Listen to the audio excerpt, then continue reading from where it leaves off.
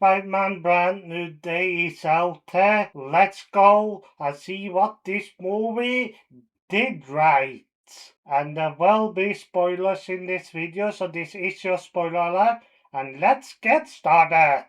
And let's start with the characters. And I will say the first thing this movie did right is a core trio.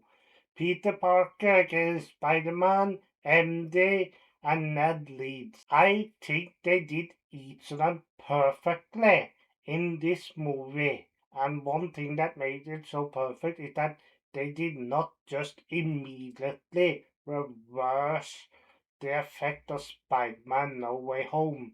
They let what happened in that movie stick throughout a good part of the movie. MJ has moved on from Peter because she no longer remembered Peter. Ned is trying to figure out who Spider-Man's identity is, considering that Spider-Man has saved him and MJ a couple of times. And Peter's trying to be Spider-Man 24/7. So all of this gives real character developments, especially to Peter and MJ. I really think the way they handled them was one of the highlights of the movie. There are multiple highlights here. Let's hop over to some of the other heroes in this movie. Punisher, Elena Belova, and the Hulk. I was a little bit afraid that this movie was gonna be a little bit overcrowded with this type of different heroes, but they all fit in so naturally. The back and forth with Spider-Man and Punisher is something I can't help but to laugh at. It's actually funny, and either they haven't really changed the Punisher, they have been able to tone him down that he doesn't really get to swear or put a bullet through a villain's head. They have toned him down so that kids can watch this movie without chasing him. So that really worked. Elena Barova, step into my office and it's a bathtub. Funny, and it's natural for her to actually help Spider-Man a little bit.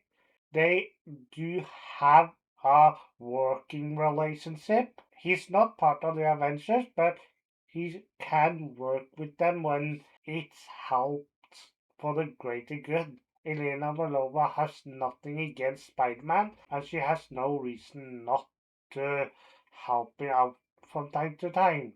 And Hulk, the fact when Spider-Man was starting to mutate, and it was natural for him to go to Bruce Banner.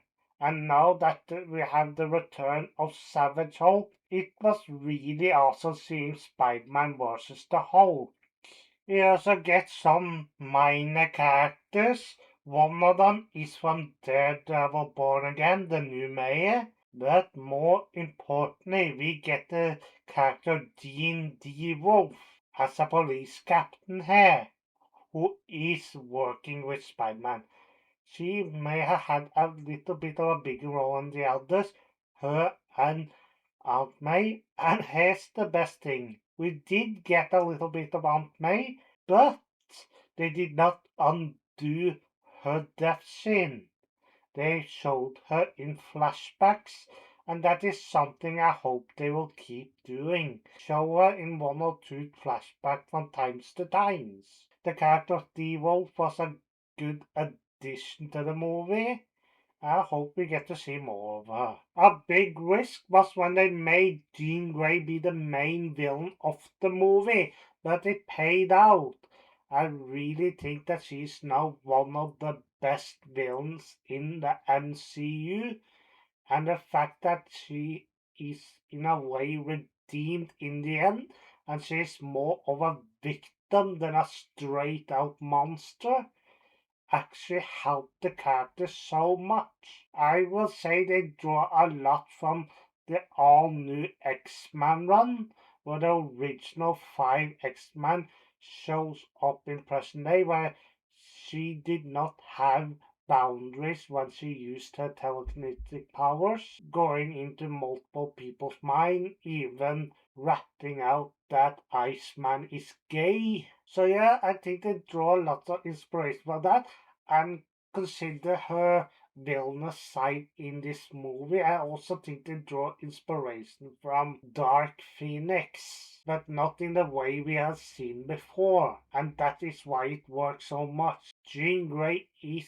the main villain, but like I said, she's also a victim. I'm not excusing her putting people's lives in danger. I understand why she's doing what she's doing. She's searching for a sister that has the same powers. And I'm looking forward to see where the character goes from here.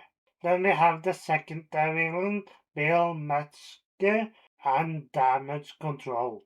I was a little bit confused of why Spider-Man would work with Damage Control, consider the things they do, but I find it actually understanding that he did. He probably didn't know of everything they did, and that's most likely why he worked with them. And I have a feeling Damage Control is going to be a big problem for mutants going forward.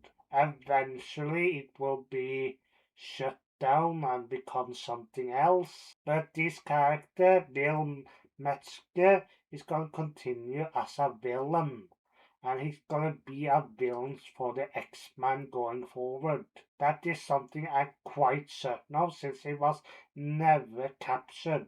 And let's not forget about all the other minor villains, and let's start with Mac Hagen, aka Scorpion. I really liked the character from what little we got from him. But then we get characters like Tombstone, we get Boomerang, we get Tarantella, we get the hand working for damage control and being controlled by Jean Grey in the final battle. And we get a character Ramrod. And I'm gonna be completely honest, the character Ramrod is someone I did not know anything about. I have never heard of this character. And I am someone that has read a good number of comics, but not that much Spider-Man. I am catching up on a lot of things, so to be honest, that was a good choice.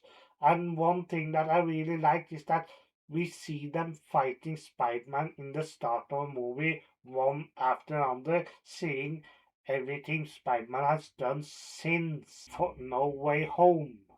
And that was something I really liked. I think it was the best opening of a Marvel movie. And let's now go over to the story. The story of Spider-Man Brand New Day is a great story with great character development and how it's a natural follow-up on No Way Home. Peter Parker's story of being Spider-Man 24/7 and realizing that is actually a mistake is understandable. There is real workaholics in the world that actually work themselves that their own health starts being affected.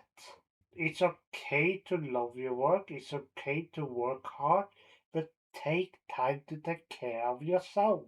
That is a really big message in this movie. This movie have comedy, of course, it has drama, and it has great action scenes. To be honest, this might actually be my new favorite movie because I cannot find a single flaw in it.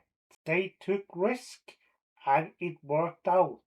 And this movie gets a 9 out of 10. It's the closest movie I've seen to a real perfect movie in a really long time. It is so good, so great, so well made. And now I leave it over to you guys. Did you guys like this movie or did you dislike this movie?